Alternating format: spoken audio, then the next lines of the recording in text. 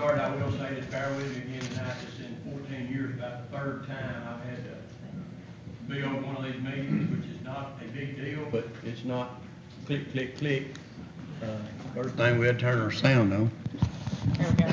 And just give you a little rundown. If you don't know, Mr. Rumley, there's no sickness or anything, but their home was struck by lightning the other night during the storms.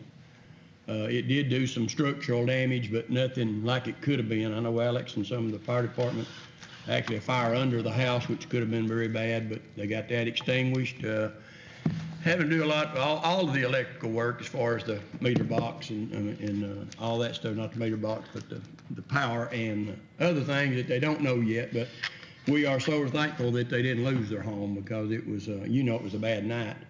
And I asked him today, how many is this? And if you've not lived here, this is their third time for something like this to happen. So they lost a home to a tornado, and one burned, and then this. Just don't hang around Ted in the lightning storm. No, absolutely. But we're very glad he's just trying to get everything so we can get his power turned back on tomorrow, if at all possible. So we will begin on our agenda, ladies and gentlemen. First off is the approval of the agenda. I know we've all had it for time to look at. Does anybody have any changes you want to make in it? No. Add to, or Don, do you know of any? Okay, we'll put that on consent agenda. Approval of previous minutes. We've had them as well to look over. Everybody's had them. Any questions on those, or anything you want to look at? Okay, on the consent agenda. We'll look at the personnel report. It's, I think, about where it was, pretty much kind of stays there. We have a shortage of 5 people, and some of those are seasonal, whatever. But is anybody questions on that? No, sir. All right, that go on our consent agenda. Okay, we're going down to number 4, board appointments or proclamations, if any. And our first is resolution R6622, is an appointment of a member to the Industrial Development Authority. And we have Mr. Will Garrett, who has said he would serve on. It's a 6-year term, beginning first day of 23 and ending the last day of 2028. Mr. Garrett, if you don't know the name, not familiar with it, he is the chicken guy, Guthrie's Chicken, and so very, very good man. Does anybody have any questions, or anybody else that you talked to? Everybody okay with that? Dade County. He lives in Dade. He lives in Dade County. Yes, yeah. I know yeah. he's got several restaurants, or I think he's got one. Yeah. All right, we'll put that on the consent agenda. And he'll be letting Mr. Next is B, a resolution to reappoint Kevin Smith to the Special Use Permit Board. And reappointments are generally always easy, but Kevin has agreed to stay on for a 4-year term. That would begin first day of the year coming up, and then end the last day of 2026. Kevin Smith III. Any questions? No. Regarding Mr. Smith? All right. Put that on the consent agenda. We'll table the next one. You want to table? Okay. We will be tabling the water and sewer appointment, Don, till next month. That is for you who are here to appoint another member to the Dade County Water Sewer Authority from District 2, which is Sand Mountain. All right. Now, we go on down to number 5. That's all of our resolutions, appointments right now. But we go down to number 5, the approval of splosh capital equipment, if any. And we have somebody here, I think, from South Dade Fire Department wanting to come up and talk to us.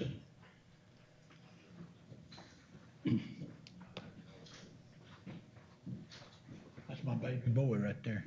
That's your baby. Yes, one of them. You Hadn't he? didn't have twins anymore.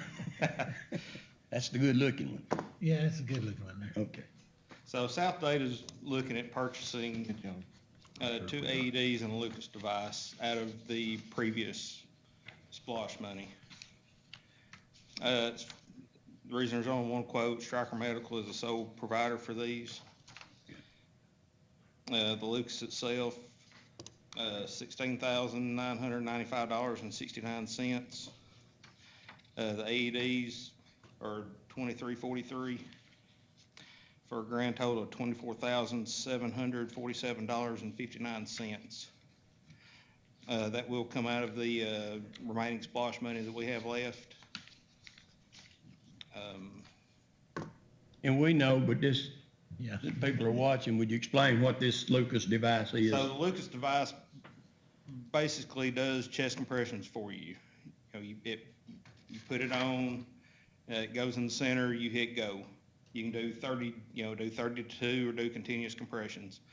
So this gives you time to do other things while you're doing CPR. The AEDs, these two will replace two that we currently have. That's both of those have recalls on them. The company that has those won't really give you anything for them. So, we're looking at upgrading those. So this is the total for all, the ADs and the Yes, Lucas? sir. But I know, if you've ever been to that, and I did it a long time ago, I'm not certified now, but CPR, you think that looks so easy, but that is not easy, and especially, I know it's not when y'all are dealing with a life, and a heart attack or choking, whatever it might Or be. So, multiple yeah, multiple could be. lives, yeah. And to let that machine do its job, Exactly. I'm just kidding about who you are. Tell them what you are, Chief. Tell them your name. Oh, I'm Matt Hill. I'm Fire Chief of South Dade Fire and Rescue. We appreciate you. he was glad to do that, Lamar. He didn't want people to go away thinking that was he was your son. His mother was my teacher in high school, and then him and my son ran together for a long time, so. All right, anybody got any questions, concerns? That's coming out of old splosh. Old Yes, spot, sir. yes, and they do have that much and a little more in there, I think. All right, no questions? Thank you. We'll put that on the consent agenda. Thank you, Matt. Thank you. All right, we go on down to number B, Motorola APX 6500 radios for South Dade, New Salem, and Davis. Rodney asked me to speak on this because I've handled the quotes, and we've spoke the last few months as a fire association and the chiefs meet doing some of these, and you got 3 departments that are requesting some Motorola Apex 6000, which is the portables, extreme use, and some of the 6500, which is the mobile radios for the fire trucks. We've been slowly turning radios around in the past from the sheriff's office to them, but some of them are getting a lot of obsolete, and we've need to start slowly replacing for our volunteer fire services, and they're wanting to purchase this with some of the remaining splosh funds of the old splosh for South Dade, New Salem, and Davis. And that's the quotes from the company that we've been buying from since 2008. We go straight to Motorola. These come with a 1-year warranty. It's the same ones we purchased for Mountain Rescue several months ago as well. Purchased through 911 and EMS over the years, and a lot of these are, it's just another source to get them later on after services. At Motorola, it's probably double that price if we were to get it. So. These would be coming out of the old splashes. Correct. Those And it will splosh be for all a- 3 of those departments. Don's been on them pretty hard We- to get rid of it. It'd be, what's the word here, everybody's money coming Yes. into a pot. Yes, that's right. Because some have more than others left in that. And one of the things, the city got a grant on some of our insurance, the same thing we get here, and we've using it to buy 3 more. And then we also bought one out of our county fund, our Trenton Fire Department's county fund, for a new vehicle that the city bought for Chief Kaiser. So we got 4 more radios purchased with other funds on top of these as a group price. But I made him invoice them individually for splosh reasons as well. Okay. So there's 2 other invoices to the city on 2 different other things. A grant that we got to buy 3 portables, and a mobile to put in Chief Kaiser's new F-150 we got out of the city splosh. Anybody got any questions for? So you got 13, you got 15, 16 radios? Plus what you're getting, is there a breaking point where you could order a few more and get a discount? Is this lump sum discounted, or? Yeah, it's way discounted now from what the new ones, at least half what the new Where's ones. the breaking point though? Like if you got I don't know. 20, I mean, they break it 20, He's 25? giving us, if we buy 10, we can get one. I told them they're gonna have to fight over the one, so whoever buys the most portables probably should get the extra one, I guess. Oh, okay. But that was one So of it's the buy, things. buy 10, get one free. He's got a special on 10 portable. If you buy 10 portables, they give you another one. So we got 6, 7, 8, 9. 16 here. Well, some of them, the 6500s are the mobiles. That's what goes Right. in the truck. So- I just looking, if you're close to that number, if you go get, if you got 3 more and get another one free. But Yeah. But that of the departments, we've been working on this since meeting before last, and I said, well, we need to try that. Don's really trying to get this, and Okay. so we can get this expense out. And he, every once in a while, he gets specials or he sees them. And a lot of times they're either FEMA's turning stuff in. A lot of them are going to multi-band radios, where it's got the UHF, VHF, and 7-800. These are straight 7-800 radios. The only VHF we use is our paging that all the volunteer fire work with. And I've Right. got a proposal that I just got in from our Motorola, but we've got to do some upgrade to our VHF stuff. There's a lot of things going wrong. It hasn't been replaced since '08. We redone the Dade North Tower, but ISO, we got to have 2 circuits to be able to reach our volunteer fire based on the number of calls between all 7 fire departments. But I can give you the rough quote. It's about $214,000 to do north and south repeater. And we're wanting to simulcast it where it can be done one time from dispatch. Now we have manual procedures, and we get calls all the time when human error gets in and dispatcher gets everything paged and they forget to hit south repeater and his guys don't hear it. You got to think we're waking people up in the middle of the night. So you have to do everything on south repeater first. If it happens on south day, then you have to do it on north repeater. And every once in a while, somebody forget to hit that little button to go from north to south. And it happens too much, and me and Daniel and Thomas have beat everybody to nearly 2 or 3 times, and it's the human element that happens when something's happening like that. And we're wanting to get that done. But in '08, when we went to the 7-800, we completely rebuilt the Dade North VHF system. But over time, cold and contraction storms, we've got water in several of them. Some of the fiberglass starts getting bad, and we're getting weaker and weaker problems with these pagers going off. So that's something I want to propose to the commission later on when Splosh gets healthier again at a time frame to do that. But that's something we have worked on. Every time we have trouble, we get it checked, and we swapped antennas. We're moving around different stuff. But our main primary is our 7-800 system on the 800s. But right now, it's just those 10 and 1 right now for the portables. Okay. I noticed that on South Dade's request, all the chiefs had signed off on it.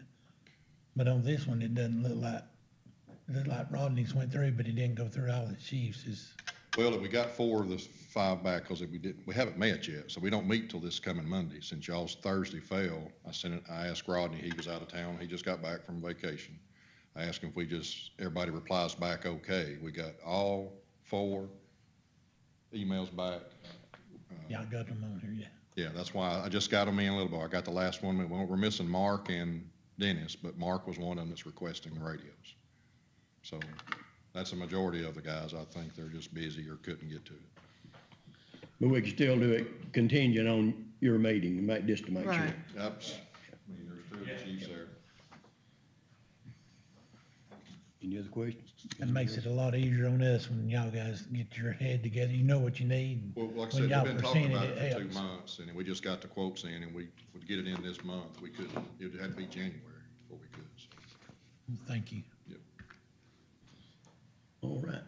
Thank you, No Alex. other question? We have to go on the consent agenda. Thank you, Alex. Is that it? I think I got another one. Oh, you got one coming up. You might as well, I got might as well some hit it. splash Might as well item. hit it while you're up here, There's yeah. another splash item there, and I hope it showed up. We're not sure if it did or not. Well, Oh, it was for a vehicle, I know. That's right. It's in Ted's, I've seen it, but Did yours refresh and come up? yeah, okay, I got it. It's the pricing for a new F-250 for the E91 and EMA truck that I have that's fixing to be 20 years old. This is a current price from Prater Ford on the current GSA pricing for a 2023 F-250 four-wheel drive. We ordered two of these trucks for the city, one for the sewer department and one for the public works. And with Ford's new concept, they have already cut one truck from the city that we purchased order them 2 months ago for this. They're closing the orders for the 2023s the 14th of this month. They're basing it on a 5-year history of what each county, and I gave an example, I think Ted and Philip was in there the other day, but Gordon County ordered 6 or 9 trucks. I cannot remember what Jerry told us. And Ford canceled them down to 3 trucks. There's gonna be like 90-something trucks available for the GSA. So the Georgia state contract price was $56,900 and something dollars, and he has priced it $400 less than the GSA pricing. We couldn't get anybody else to give us a price because of the GSA and what's currently going on. So this is up for consideration if we want to do this to replace this truck, and won't have to do it till it comes, and they're thinking around June or July of next year. Be that long before they could fill that order? Yeah. But the city has ordered one. Like I said, we did order 2, and they cut us down to 1, and this is exact same spec that we had that Jerry gave us a price on. And we called other dealers, but nobody would give it to us. And even with Gordon, Jerry, Prater Ford was the only one that bid on the 9 trucks for them, and they've cut them back to 3. Are we looking at SPOS funds or ARP? Which would you rather have it out of? What would you recommend, is what I should say. I would say SPOS probably. What year model was the other truck? But we could use 2003. ARP. How many miles on it? That's what I need your input. 68,000. What's the plans for it? Plans to leave it inside the Service of Emergency Management 911 inside the county. Yeah. And it's still got some good use in it. And if it's something we need to wait on, we can wait on. But it was brought up with some of these issues, and Ted asked me to get it up here and see. But I try to, when I do long trips, I try to get one of the other vehicles. But it's got a lot of idle time and ride time. It does our addressing on. There's times that Daniel and Thomas may need it, or when we're out doing all the IT work. Right now, Daniel uses his personal truck all the time. We just provide him fuel and mileage to do what he needs to do with all their IT through when we got to go different places. So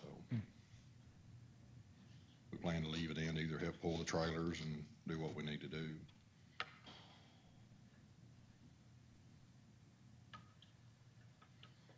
How are we on that 56? We're good on either ARPA or SPOS. Either one, it qualifies for both, and Well, and the problem is the time frame of getting it. Yeah, I mean, we don't Right. have to pay for it till we get it. We just have to have a PO sent to them. Ford won't do it without a signed PO from the agency. it's been hard to get any kind of like emergency package vehicles. I mean, you can ask the sheriff's office, we can order them today, we may not see it for a year. We've got 3 patrol cars we ordered for the city. The last time, right after the last ones the sheriff's office got, we got the last 2 in yesterday, and we're still waiting on the center consoles that holds the sirens, the light bars, and light packages. They said sometime in January.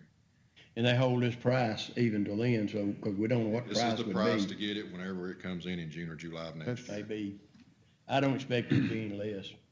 I mean, And this is off the GSA pricing, and you know, when we do, every time we've done the 3 vehicles from other, Prater has always been cheaper by just a little bit, so. Yeah. We called Alan, Vigil, and I forgot the other one, but nobody give us, we sent them this exact same sheet and whited all this out. Nobody get back with us. Same thing we done for the city too. It's crazy.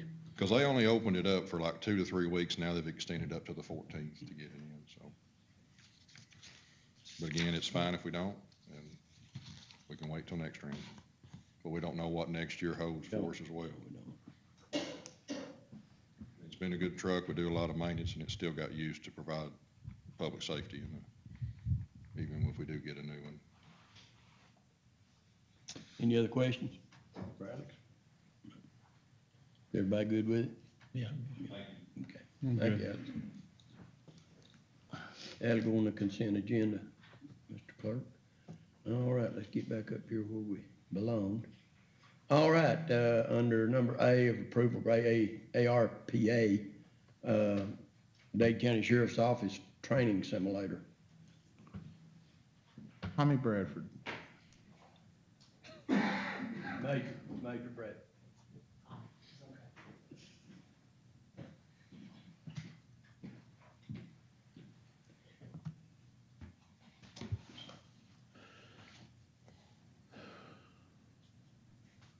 Explain, I think we know who you are. Explain to us what you're, yeah,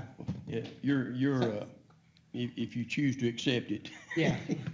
So we've been trying to get a shooting simulator through a grant, but one of the stipulations on it is we got to have an area for it before we can apply for the grant. It has to be uploaded in to show where it's going to be, and then once we receive it, it's got to be shown where it was put in and all that stuff. So we like the area for the shooting simulator. So we were trying to look for areas to put it, but we're just not finding anywhere. So we were looking at maybe doing a metal building at the old landfill. There's certain areas that can't be built on, but there are some small areas around that's able to be built on. Me and Billy and Ted and the sheriff have went over there and looked at those areas. So, I mean, basically, we're looking at right now for the building so we can apply for the grant when it comes back. Hopefully it comes back around to get the shooting simulator so we can have somewhere to put it, and then also have a training area for us. We don't have that now. We did have the old, part of the, what it was, the old courtroom in the jail, but it's turned into DDS now, so we don't have that area anymore, so we just don't have anywhere to put it. How big is the building? It's 30 by 60 with a 30-foot lean-to or awning type thing. It's just open awning. Open, okay. Yeah, Sure, that picture you got in it. yeah. It's minus the awning, but Okay, yeah, I gotcha. you see that. Metal building on concrete pad. Yeah, that's all it is. Then you say, there's no dumb questions, just dumb people like me to ask them.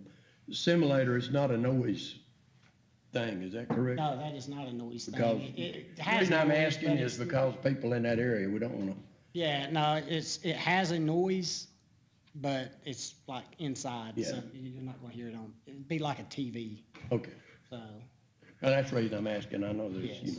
But yeah, so it will be pretty close to the golf course and yeah, some homes and subdivisions. But there will be a shooting range. maybe down, yeah, later That might on, be looked at too. maybe, yeah. It's been in that area. Is it still over that It area? is. It's already Yeah. there. It has been Well, for, the city has one over, At the old, before the golf course on the right. It's Across from right the there Middle across States from- entrance. Yeah, just past that on the right. and I did go visit with Tommy and learn more about this project. And they did look at the North Dade School, but the cost to redo the North Dade School, plus there's nowhere to put a little shooting range, a pistol range if you needed to because of the walking track. So Yeah, I know and to do an indoor range would be, we don't, that's a lot of money, so Yeah. I just don't see that. but I just want everybody to know we did look at other, Yeah, we did. Yeah, we Y'all looked did, at several y'all looked at other places. options. Yeah, and so everybody know you're asking for $100,000, is that correct? Now, the building yeah, is the not, building. the building's not was- 100,000. No, There's the building concrete and prep was, work and all that's gotta be done. the price they gave me was 42,000, basically 42,500, but that's not the concrete. And then to put air, if you were gonna heat and air it, he said it would have to be foamed, but the insulation they use is just mainly for moisture barrier. So in order to heat and cool it, you would need to foam it, and there need to be a septic system put in. yes. Do you know if that area will even park for a No, second? we don't know that yet. That's something that we just kind of looking at areas that's open, that, like the landfill, that's never, there's not a lot you can do with it, so We're just trying to find somewhere that's out of the way and that can't really be used for anything else, so, that's one thing that would have to be done is the soil test before Was that, anything else is done. Price on that building, was that a now price, or is that, That is a now price, so, I mean, I could call back next week, and it may be something a little bit different, I wouldn't think it would be a lot different, but he's got, that's what the price is now.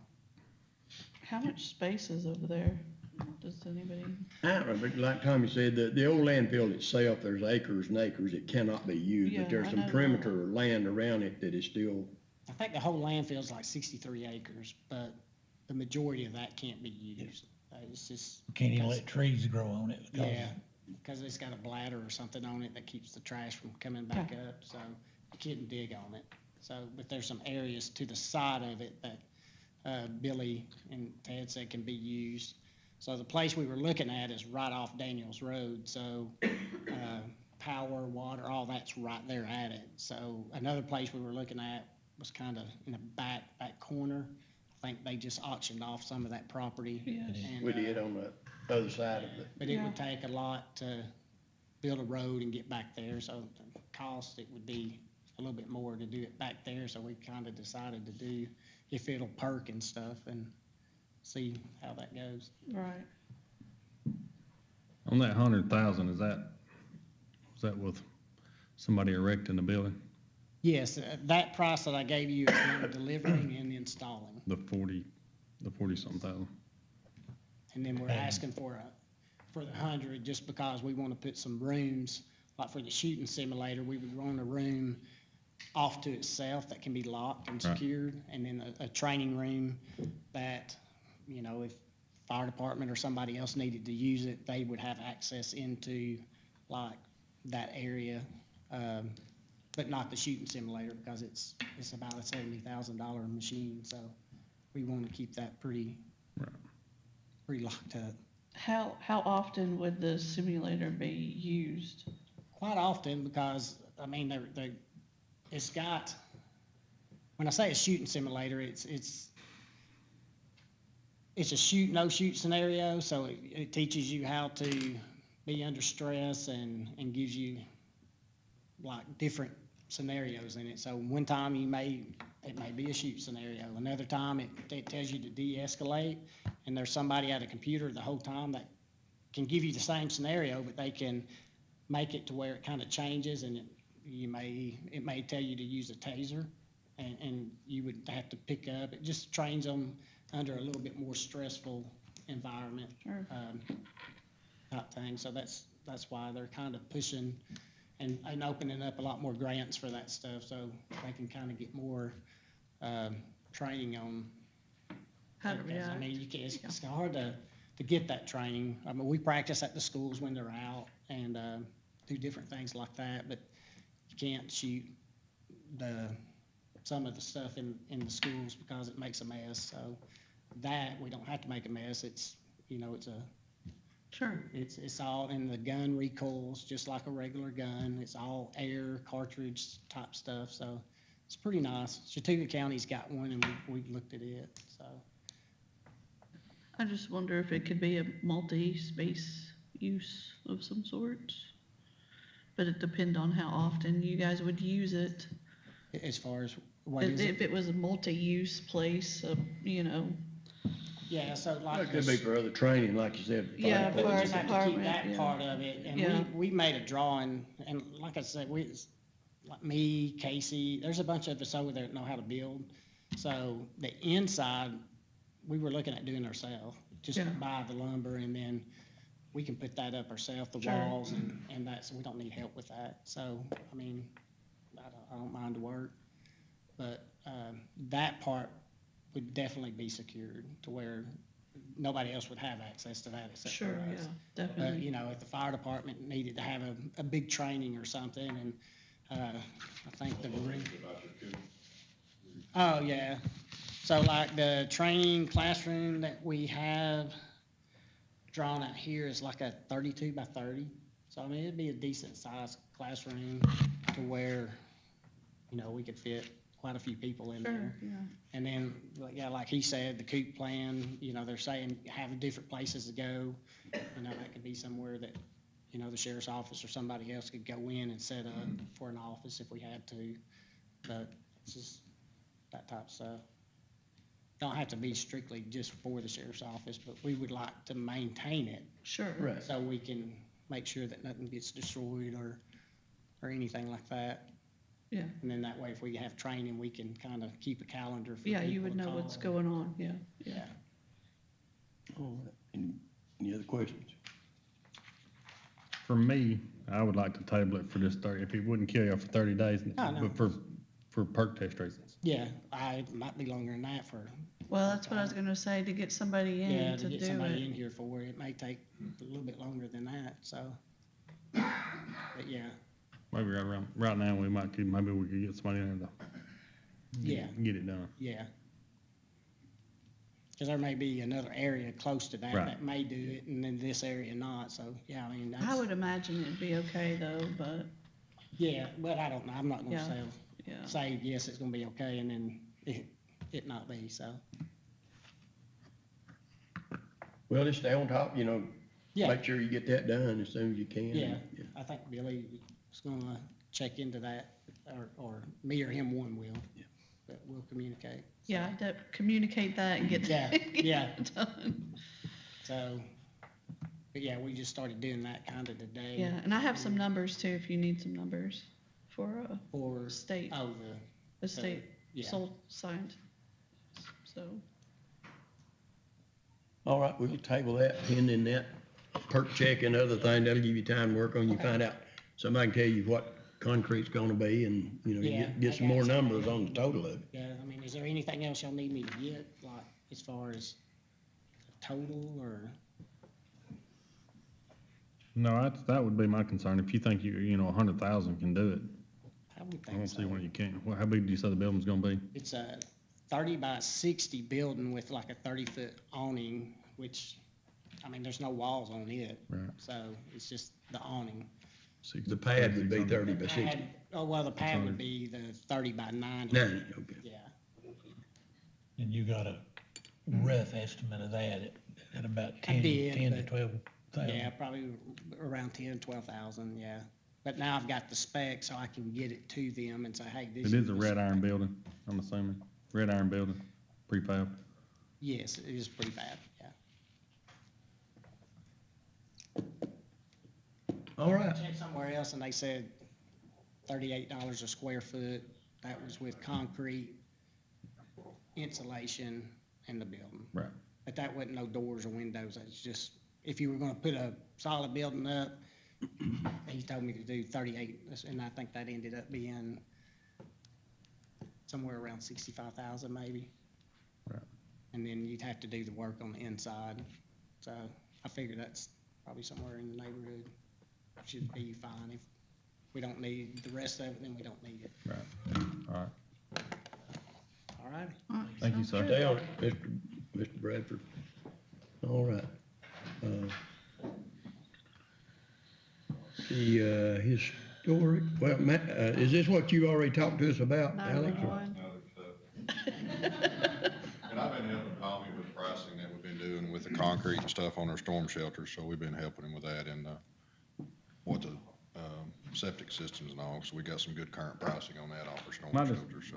On that, my concern would be is if you can't do it here and you gotta do it in the back, Yeah. he may want some more money for gravel and stuff to get him. Yeah, cause The I just road, had a yeah. test for my daughter and it failed where we were at. Right. It was, so much gravel, we needed more, so I gotta go do some digging to figure it out, but yeah, it failed. Then when we moved buildings from the south day from the bow and moved it across, we had to have them come back out and redig it too, cause even just going across the street, they had to come back and dig the things. Yeah, Well, this is on, the request I brought last month and showing you we had the RFPs that come back on the E911 phone system. This is where anybody with a cell phone that dials 911 within Dade County comes to the PSAP, which is a public safety answering point, which is the room next door that's a 24/7 that dispatches, that when Lamar gives his readings here after a while, and we average in between 35,000 38,000 calls a year rolls out of this facility when we're dispatching them, first responders, emergency services, or anything, public works. But I got the breakdown again. That's the original breakdown I gave you. We presented last month, but we've narrowed it down to these two, which is the Zetron system and the Motorola Vesta. Zetron is a system we've had since '06, and we've had that history with that company, but Motorola Vesta was the one that Alabama went with, and we got looking at them because Alabama have done a whole statewide system, and every county that they touch, they put a piece of that system in Dade County, so when they forward calls, it comes in on that phone. If our 911 system will not handle digital trunks, which ours would not, which is an old analog copper system. So they put this little phone in there, and it's a Mevo, and it gives the lat long and the number, and we can rebid the call. And a lot of times it's happening when people are driving. Like, we get tons of calls that hit our Lookout Mountain towers that's in Jackson and DeKalb County, and we have to one button transfer that back to either one of those counties all the time. Well, they're on the next gen system. Next, like I said, phone trunks and generation for kind of like what we moved our Mitel countywide phone system to. The old copper lines are slowly going away, and we want to move to the next gen and also want to be able to receive text to 911. This system will be ready for that when Georgia gets their next gen EZNet system. But we're in a dilemma with the system being old and not being able to get parts. And again, Whitfield County gave us some stuff that they couldn't sell on gov deals, and me and Daniel went over and picked it up. And we've been stealing parts over it for the last 3 or 4 years and got one power supply left. Again, this has been running since '06, 24/7. But we come back with the two prices. We narrowed it down to them two. We called them both back, which we give everybody the pricing that come in based on the system and the extra console and what year support 2, 3, 4, and 5 would be if we needed it, which we do. Because it's something that we can't be down too long with. We narrowed it down to the Zetron and Motorola Vesta. I called both of the reps back and told them this is what we want. We really want 5 systems that would put all 4 consoles that if you've been in the center, you know we got those 4 individual consoles, and we have the office up front. If you come in the double door behind the glass, we have a CAD station sitting up there. When we have storms and busyness of winter coming on and stuff like that, it takes us all, y'all. I think I've explained to y'all, me and Daniel Thomas has been over top of dispatchers answering the phone while they're having to dispatch it out. We've only got 3 now. We really like to have 5 and to make that 5th station up there in that front office able to go when we're busy, when we call extra people in. You know, if those storms we had the other night that got Ted, if it had been a lot worse, and if we'd have been in the very extreme areas, we'd have had a whole nother crew here. And a lot of times when the storm comes, we send them downstairs with portables and stuff in case something happens. It's just, we know what it happens. We've dealt with it in 11. And our goal is to have a 911 center idling at the new sports complex in the future. We may send half the crew down there and the other half here. But we got to keep going no matter what. We've learned this in the coop, the ones that y'all came, and I appreciate it. And we're trying to have true redundancy, and no matter what happens, we can keep going. And we're even looking at these systems to have half the system here and half the system in the new shelter as well. So if this building gets blown away, at least half of it can still work and we can still keep going. So we're really working with them on this side. But we really like the Zetron. It's a little bit more money up front. We ask them for the 5 positions. Their price come in at $186, $208.50. Motorola Vesta come back with a light version of what they currently bid in the RFP at $154, $297.86. Year supports 2, 3, 4, and 5. Zetron, which is GeoConnect, come back at $14,475 a year. Motorola Vesta is $27,500 a year. So the third line there is years 2 through 5, basing on taking the original purchase plus what it would cost us to do, is about $20,000 less to stay with the Zetron over a 5-year period. Now this is something we've got to build in our 24 budget, starting first quarter next year when we're building up for 24. So this will be something a little new on our side, but we haven't had to have this for a year. Like I said, when we bought the system originally in '06, we were with a CAD vendor at the time called Interact, and they provided that system. Well, when we moved to the Tyler New World system in 11, we kept the Zetron system and really hadn't had support besides when something breaks, we would call the company GeoConnect Zetron to come work on it. So we do have a history with them. We want to keep the look the same for our dispatchers. That's something that's really key to me, and Walker County has this system. You hear me talk about that we use them a lot for backup. We want to be able to back each other up since we do have the same CAD system. This also would put us having the same phone system. And if we don't have that, we're running over there or they're running over here in between with portables and stuff. So this would help us in our redundancy for backups as well, to have the same type of service, and then working with that same vendor if we do that. Yeah, So my recommendation is, if we can, with ARP funding and it qualifies, is to go with a Zetron by GeoConnect for $186,208.50, which includes first year installation, all the servers, licensing, and the 5 workstations for that in our budget. They do have some options. If you look back in pages 2 or 3, if we were to purchase some support up front, we can save some money.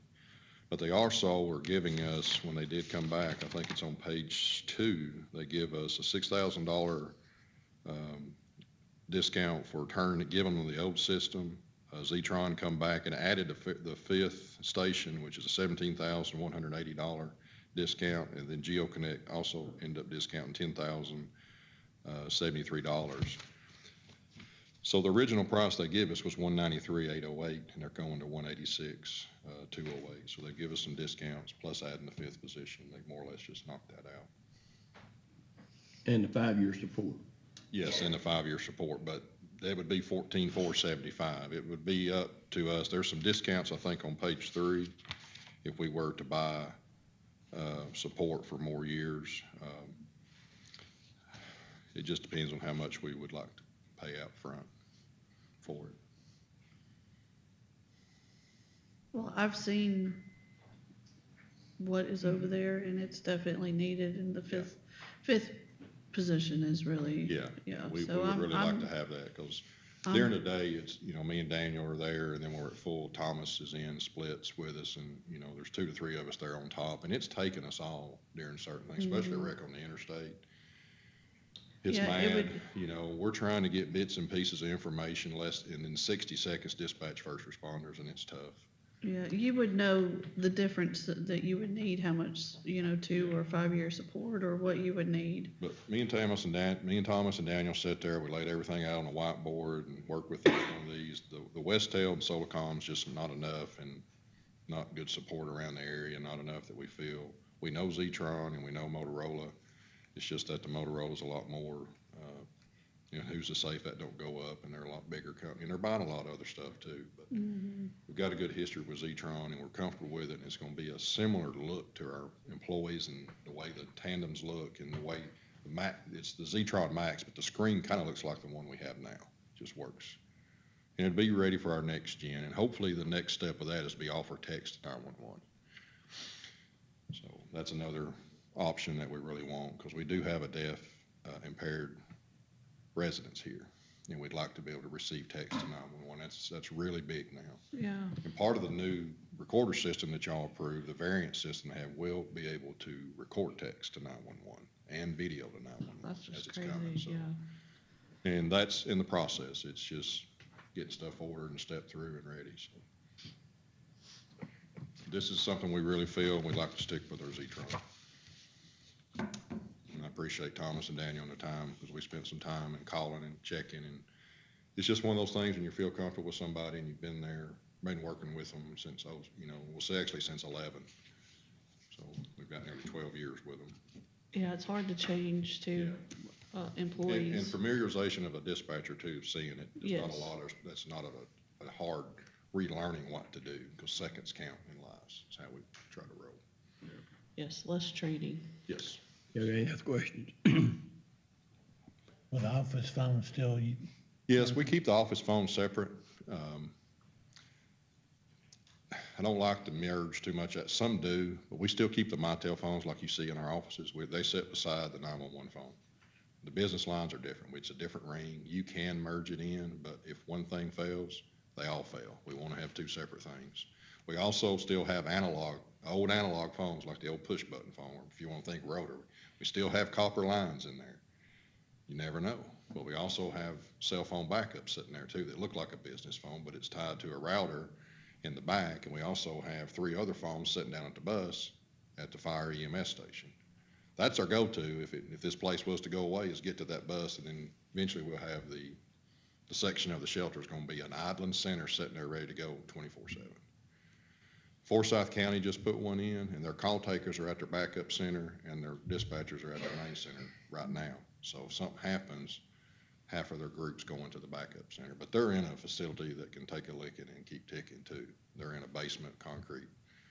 But y'all know that's my goal before I retire, is I'd love to have a facility that, it ain't when it's happened, it nearly got us in 11. And then the other 2 in April, we had not too long, was pretty close to us as well. But we're on the 2nd floor, and a lot of our infrastructure is not as secure as it needs to be, but this shelter is going to help us. Our goal is to parallel everything we have within hours, hopefully, which I'll come to you later. You can get enough tonight, but we want to make sure we have good backups. But if we can get, and we learn this from our COOP training too, is how can we keep going get back up within 12 hours and last 30 days out of this building? How are we going to continue to provide that safety and protection? I'm always looking ahead, sorry. I think it's great. All right, thank So you. we're, just for clarity, before I ask our clerk, hey, it's the 244, 108.50. No, the 186, 208. I'm talking about with a 5-year support. If we want to do the years 2 through 5 would be 244, yes. What do you feel is, I mean, it would actually be less than that. I didn't go through and figure the math, but if we can swing it, and it'd be nice to be secure for 5 years. and you think that's enough, or you would, because there's obviously I don't know could be how long more. legally we can tie into contract. So, 5 is probably as far as we go, you know. Okay, There's some more discount on that. I'll be glad to get this and get the full discount. Well, it says 2 through 5, so it Yeah, could be what I done, 3 that's or just 14. 3 or 4. That's 14,475 times 4. yeah, That's all that is. I gotcha. There's some other discounts on page 3 that we would give, so it'd be a little bit less than that. But if you were getting the 5 positions with that, it's 244, 108. Yes. I mean, that's what I'm looking at. Yes. And were we talking about ARP funds or SPOS? Wherever the CFO feels is best. I think we recommend ARPA funds for this, That's what I thought we talked Yeah. about. That's why we present. because it benefits everyday countyans So for Robin, and visitors. since if it was ARP funds, would that 5 years limit still be? It would be, the issues with the length of the contract. Contract that y'all can sign legally, or Ted can sign legally over time, I believe is where we get into that. Yeah. But we're good with that out of the ARP. The 244. Yes. Should it be slightly less than that with the discounts? And I get that figured and shoot that to y'all, everything. Okay. I just took the 1475 times 4 to show the comparison. They both had different discounts, pricing in there, and it was a little aggravation to feel, so I just took the basic year, because I was figuring paying it yearly in our budget. This would save our general fund budget for 4 years. Right. For 5 years is what it would do. What's the life expectancy of this system? As long as I can get it. We took 13 on this one. Well, that's what I was about to say. The last one was. Yeah, I mean, Georgia's in a change with the next gen. They're behind Tennessee, and they asked for ARP funding. We, as GECA members, Georgia Emergency Communications Group, Georgia APCO, and Georgia NENA, asked for ARPA fundings to build a statewide EZNet system. It's what we need. Georgia's way behind. Hamilton is offering text to 911. Alabama's offering text and video to 911, and here we are in a corner and can't. All of us Dade, Walker, and Catoosa's in this same boat, but Walker is on their second system since 2011 and upgrades. They purchase $10,000 per system every year and pay that for 5 years, and then start it again on the next year and get a brand new server, all new stations. They just pay per position. They bought originally in 11 when it had some trouble. Zetron offered this pay by position. But you have to pay that every year. But every 5 years you get new computers, new servers, and all like that. So they've signed up for that. I can't remember what system Catoosa's on, but it's a little different, but they all kind of work the same. But the closest, for us, the Huntsville is where the closest or our tech, and Knoxville is the two folks where they'd be. Okay. To give you a little history, Director Case here, he asked about this in the last SPOS, really about 3 years ago. It is. So we've been working on this for 3 or 4 years. I mean, this is not new. This has been, Yeah. because you've got a 10-year system, a 10-year-old system then, now it's 13, 14 years old. So, you just don't want it to just die one day. And so this just didn't happen in the last 30 days. We've been talking about this for 3 years. It's in line with what a lot of counties that I know are doing with that's the type of thing, not the same thing. This is what every person, landline, cell line, text line, whatever, is how they reach help. Yep. Every cell phone, every phone company, every cell phone tower, that's where it comes to.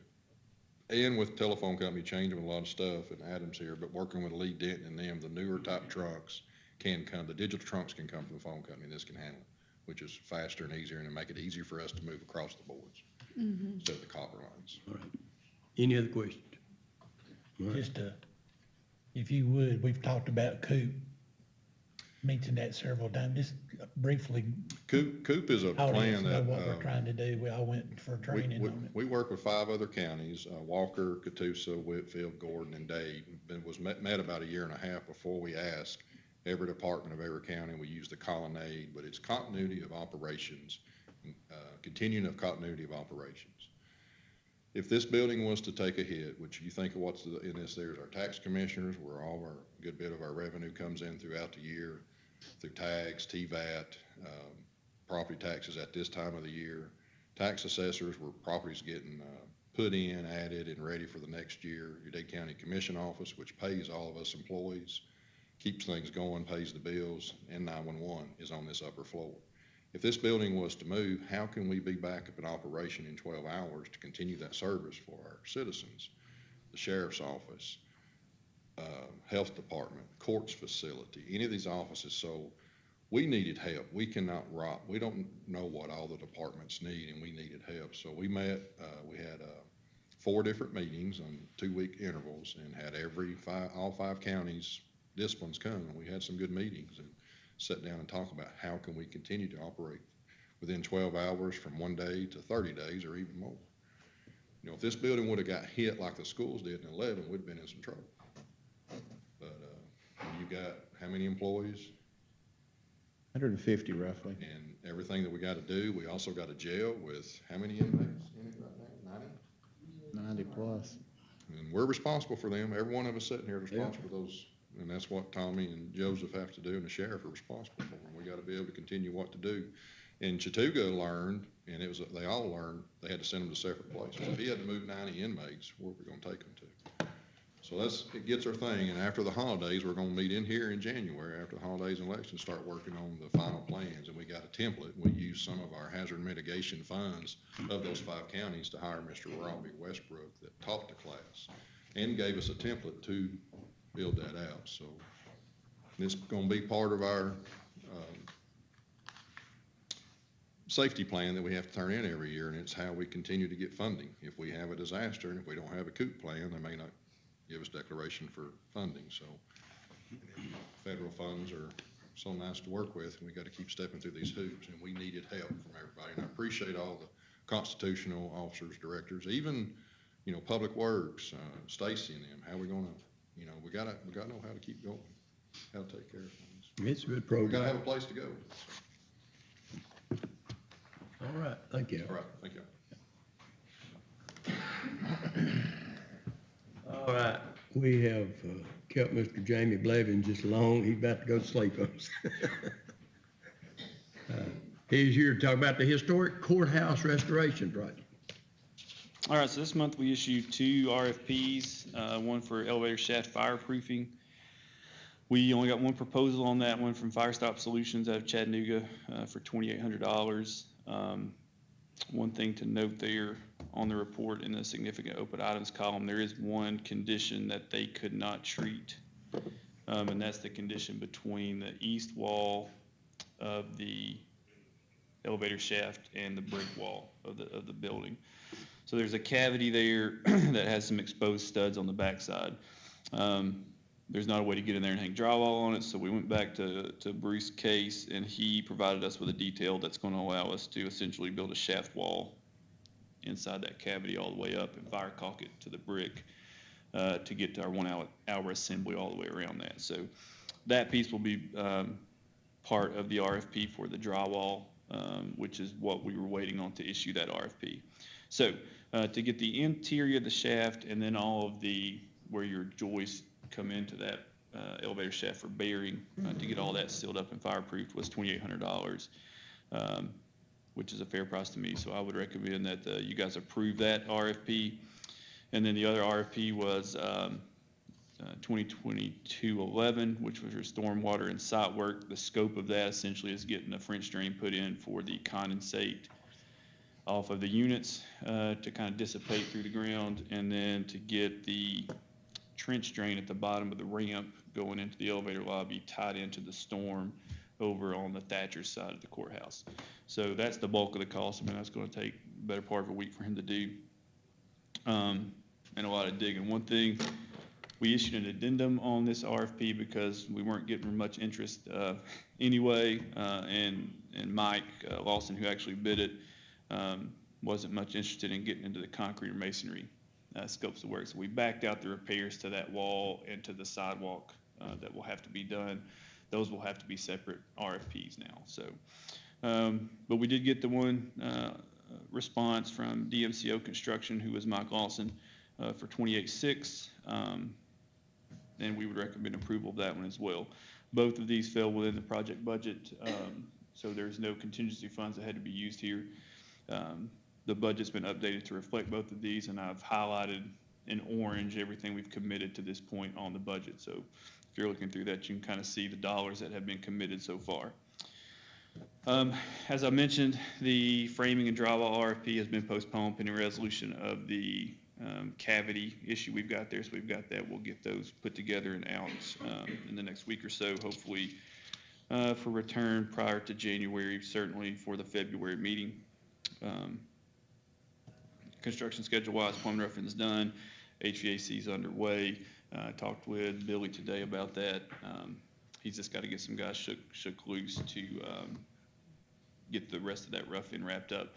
We're going to do a mock-up in the upstairs courtroom with that tin ceiling, so you guys can take a look at the interface between the ceiling panels and a diffuser, because it's going to require some custom work on his end to make it look okay, and we want to make sure that everybody involved is happy with how that's going to turn out before we start doing that wholesale. So in the event we have to find some other type of air distribution for up there, we won't have already bought a whole bunch of these other kind of diffusers. So he's working on getting that done. So we've talked about the cavity already. That's kind of the other big issue there. So we recommend approving Fire Stop Solutions and DMCO Construction on those two RFPs as where we're at this month, and then also attached to your monthly report packet is the updated budget, their proposals, and then also our first payment requisition packet was this month. So,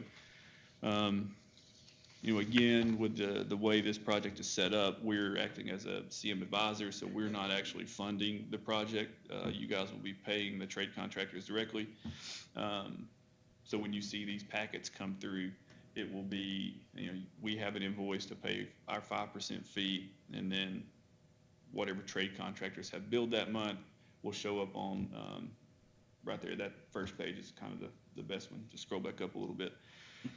Under trade contractors, we'll list everybody. So Reeves will always stay on here now. Tri-State will stay on here, and as they accumulate cost, we'll have a total to date cost. So you know what you spent to date, and then the current due will fluctuate. So the current month's payables are $72,000, which the bulk of that is for Reeves for purchasing the units. We have all the units at their shop, so they're sitting there, which is good.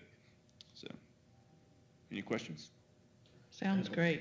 I can't wait to see it. All right. What is has the Lawson Electric, they give a start date or are they done? Or? They've started demo, so once we get the framing package out and can kind of get that lined up, they'll come in right behind those and get the rest of their rough-in done, so. I didn't see much need in having them come down here for a few days to get the light circuits and stuff ran in the attic, so.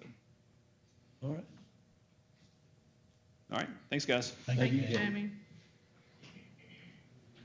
All right, next we go, Mr. Adam Austin with Trenton Telephone. Hey, so is that on the consent agenda? Consent Mr.? agenda, yes, I'm Okay. sorry. Throw something at me, Don. Gotcha. All right, Adam, go ahead. First off, I want to thank y'all for the invitation to give an update on what Trenton Telephone and TVN has got going on, and it's actually quite a lot. I think the last time I talked to y'all was August of 21, and that 15 months has flown by, and we have really got the ball moving. Did you click at the fiber availability? It's in the bottom half of the screen. If you'll see the square to your right on the map. Go down. Yeah. Go over to the right of the map, in the top corner of the map, and that'll expand it. Yeah. All of the orange you see, and you can scroll in on that, all of the orange you see is the fiber that we have built out. We are 100% built out with fiber on all the main roads in our service area. Now, we have some secondary roads that we are working on completing, so I put us at about 99.5% complete on secondary roads. I'd say right now, in our service area, there's probably less than 50 homes that couldn't call up and say, I want fiber, and we're working on that right now. There may be some roads that we've done that aren't highlighted. One area that we've run into issues on, I've talked to Rick Jasper, the chairman of Transportation Committee. Mullis has worked with us some, but that's Cloudland Canyon State Park. There are some private residents inside the park.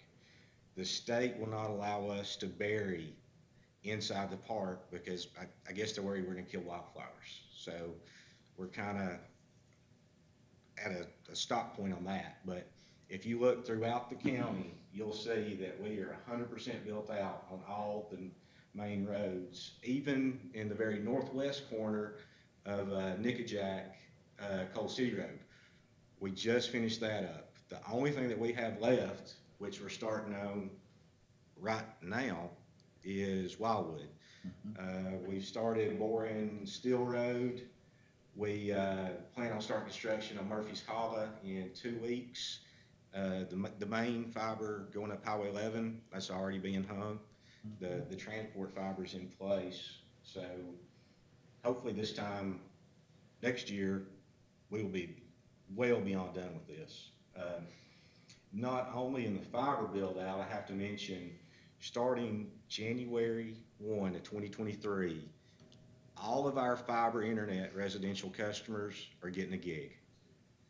Everybody that has our fiber service now, the standard service is 250 meg, which is a quarter of a gig.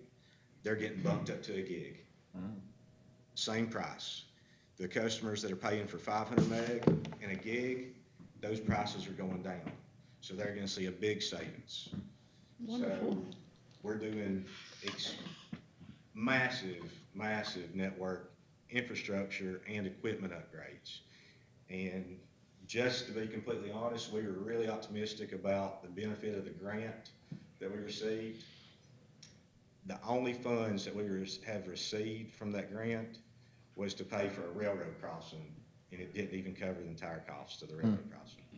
So, present company excluded. Sometimes politicians overpromise and underdeliver, and that's where we're at with that. But we're going to continue to build out into Wildwood. We were committed to build it before we even thought that we had a chance of getting that grant, because I stood in front of y'all back in August and said, we ain't going to get it. Yeah. And even though they said, congratulations, it still haven't come about. But we're building, we're going to keep building. And I think what I was told, I've got a bore crew on Steel Road We're bringing in another bore crew that's gonna start on the Wawona Drive neighborhood. They're gonna start on that the week after next. As the crews around the country up north, and, you know, it's hard to get these people down here, but hopefully we can get some other crews to come in to help us continue to build. So, we're excited, we're ready to get it done. Well, you're going a long way. Yeah. We turned on our first fiber customer in August of 2012. So, a little over 10 years, and we are 100% built out on all the main roads in our service area. And that's all the way to Flaherty Road, which Walker County, but we go from Flaherty Road all the way to Nickajack. So, getting a service truck and drive that one time, Yeah. that's a massive amount of area. And then west to the Alabama line, all the way east to the Brow Lookout Mountain. So we've been busy, and we're trying to stay busy too. So let me ask, because I got friends watching tonight, especially for this. Murphy's Hollow, We're when starting will, on it in 2 weeks projected. 2 weeks? 2 weeks we're starting on it projected. We are at the intersection of Hell's Gap and Murphy's Hollow. So it's just a matter, you know, as long as we don't have our fiber cut and stole, which has been happening over there quite a bit. Looking for copper and a fiber line. Yeah, we spray paint fiber on the reels now, so that hopefully that'll deter it, but yeah, we're on schedule for 2 weeks to begin Murphy's Hollow. And that's, I think 16,000 feet of cable. And just to give you an idea, we're kind of averaging out around $80,000 a mile is what it costs to build. So. Yeah, because when we paved, it was about 3.5, 4 miles of paving through there. Yeah, we're gonna get on it as long as weather permits in 2 weeks. And then hopefully, I'd say first of the year, if not sooner, we'll be able to light the fiber and start doing installs. Yeah, my wife wanted me to promise you a cake or something to get you on I still quick. need an easement from you. Yeah, yeah. And that's been another holdup, because the Wildwood area, we've never served the Wildwood area. We don't have easements, we don't have pole lines, we don't have any infrastructure in the ground, in the air. I mean, it's all completely new, so we've had to do all new engineering, we've had to get easements, we've had to apply for right-of-way permits from GDOT, the railroad. The amount of stuff that we've got done in really the 12 months since I've talked to y'all, because we got started on this in February, I'm ready to get it over with. Yeah, it's impressive, yeah. But yeah, we're real excited to offer a gig. EPB $67.99. We're gonna be $69.95 for a gig, unlimited, and that includes Wi-Fi. So, starting in 23, a lot of our customers are gonna be saving some money. And we've got, right now, let me mention, we've got, for December billing, we've got 307 DSL subscribers. So if a resident that has our DSL service, if they want to upgrade to fiber, 9 out of 10 chances, all they have to do is just pick up the phone and call the front office and put in an application. If we have somebody that's on DSL, they can get fiber very quickly, if not, you know, already available. Great. Again, thank y'all for the invitation to come. No, If there are any thank you. questions, Thank you Thank for the you good for report. coming, I know yeah. a lot of people are waiting on that. Yeah, thank you for coming. Thank y'all. We Thank you. appreciate what the telephone you doing. All right. And up next, we have number 9, resolution R5-5-23 is a 2023 agreement with the Public Defender's Office. Yes, we're gonna recommend that be tabled till January. Okay, so we table that. After that, we have resolution R58-22, private probation service agreement with Georgia Probation and Superior Court, and that will be Ms. Hurst. Good evening, ladies and gentlemen. How are you? Good. I am am the director with Georgia Probation Services, and we have done misdemeanor probation here in Dade County since the 90s. Probation was privatized for misdemeanors in the early 90s. And so we've been doing it ever since then. We have it all over the state of Georgia. We have over 60 contracts, some in South Georgia, some in Whitfield County, Walker County, Dade County, Catoosa County, all over. And we are governed by the Department of Community Supervision, and they just require us to have these agreements signed every 5 years so that, you know, there's nothing slipping through the cracks or anything like that. So that's why we're here asking for a renewal. And these are all, there's 3 on here for Superior Court Magistrate and. Probate. And so they're all 3 the same. All identical, yes. We've got them on here as 3 separate items, but they're They are all, all the same. and this is something we've been doing for Years. the longest time. Matter of fact, I talked to your dad not long ago. Appreciate you not coming asking for money, because you see how, Oh, no, See how that complete works. cost the county no money. but it is anybody got any questions for Ms. Hurst? I think Robin's looked over it and Yeah, I have. I've spoken with the magistrate judge as well as the probate judge, and they're both in agreement, consent to this. Sounds good. Any questions? thank you. Pretty easy. Thank you. Thank you. All right, put that on consent agenda. And